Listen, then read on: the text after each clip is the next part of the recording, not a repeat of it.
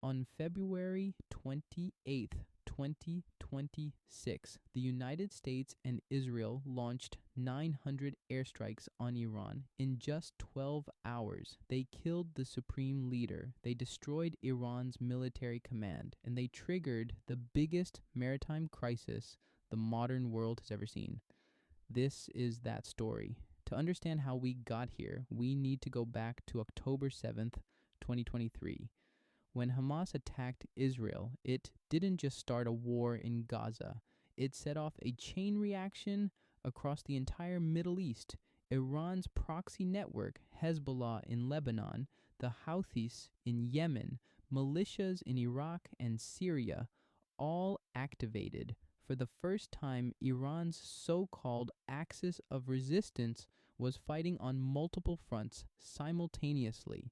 In April 2024, Iran launched its first ever direct attack on Israel, 300 drones and missiles in a single night. Israel struck back. Then in June 2025, it escalated further. The 12-day war.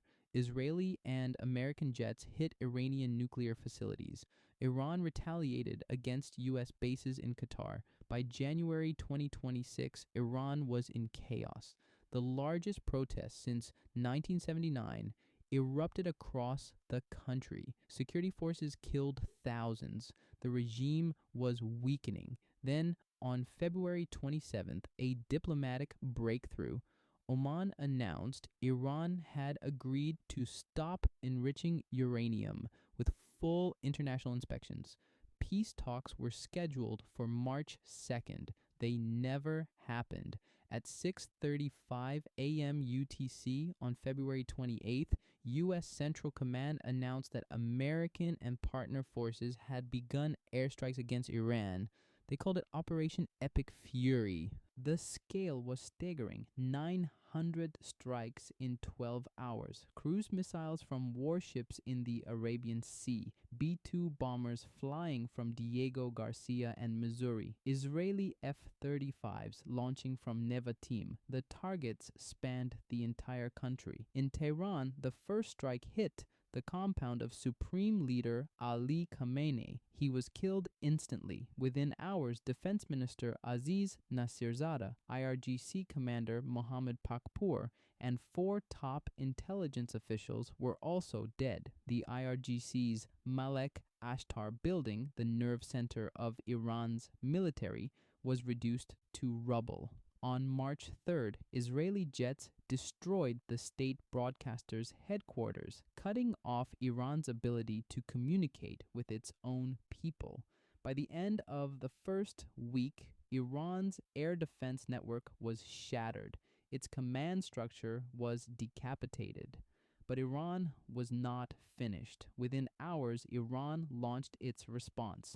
Ballistic missiles and drones streaked toward Israel, U.S. military bases, and allied nations across the Gulf.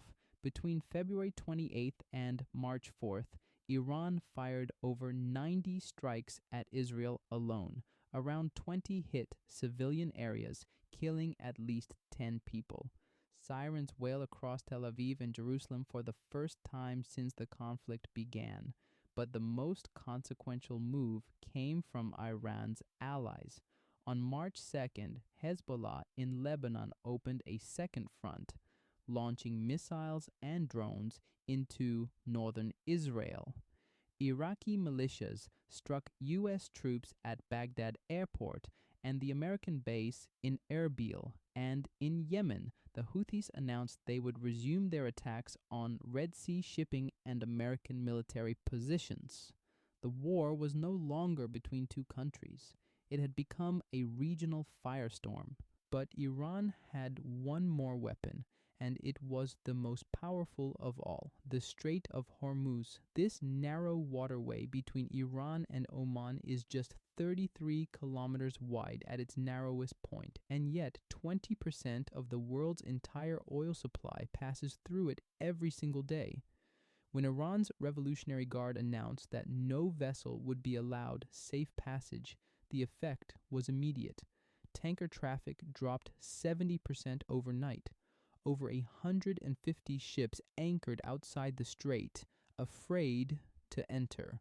Oil prices, which had been around $65 a barrel, surged past $100 within a week. But Iran wasn't just blocking everyone, it was choosing. Iranian forces created what analysts called a toll booth, selectively allowing ships from friendly nations like Pakistan, China, and India to pass, while blocking Western-linked vessels entirely.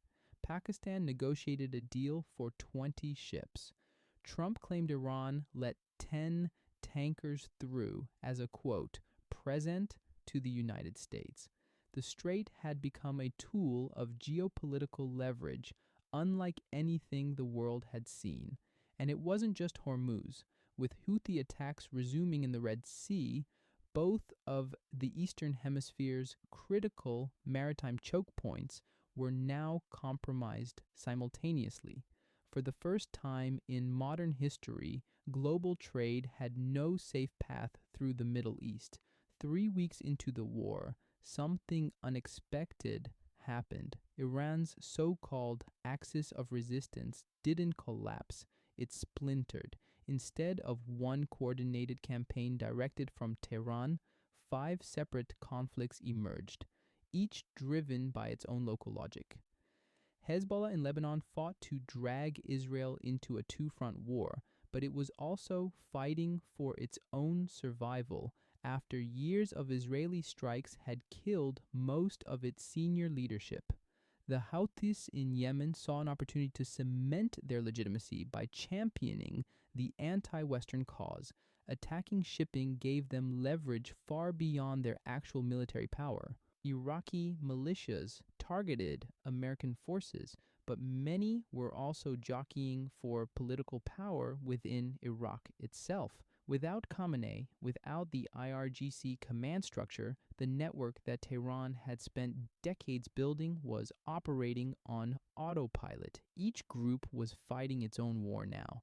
The consequences rippled across the planet. With both the Strait of Hormuz and the Red Sea disrupted, roughly $10 billion in trade was at risk every single day. Saudi Arabia began diverting oil through its east-west pipeline to the Red Sea port of Yanbu, a backup built decades ago for exactly this scenario. The UAE activated its Abu Dhabi crude oil pipeline, shipping oil to Fujairah on the Arabian Sea, bypassing Hormuz entirely. But it wasn't enough. Nations coordinated the release of 400 million barrels from strategic reserves. Oil prices still hovered above $100, and a quieter crisis was building. The disruption to fertilizer shipments threatened the 2026 global harvest. The International Energy Agency released an emergency report.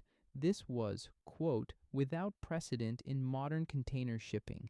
The global economy hadn't faced a supply shock this severe since 1973. Today, as this video goes live, we are on day 31 of the Iran war.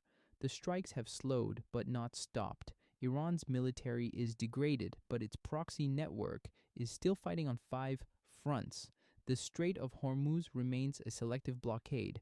Oil prices are elevated, and the diplomatic path that existed on February 27th has been destroyed. There are now 56 active armed conflicts worldwide, the highest number since World War II. The question is no longer whether this war will end, but what the Middle East will look like when it does. If this video helped you understand what's happening, share it with someone who needs to see it. Subscribe for the next part of this series because this story is far from over.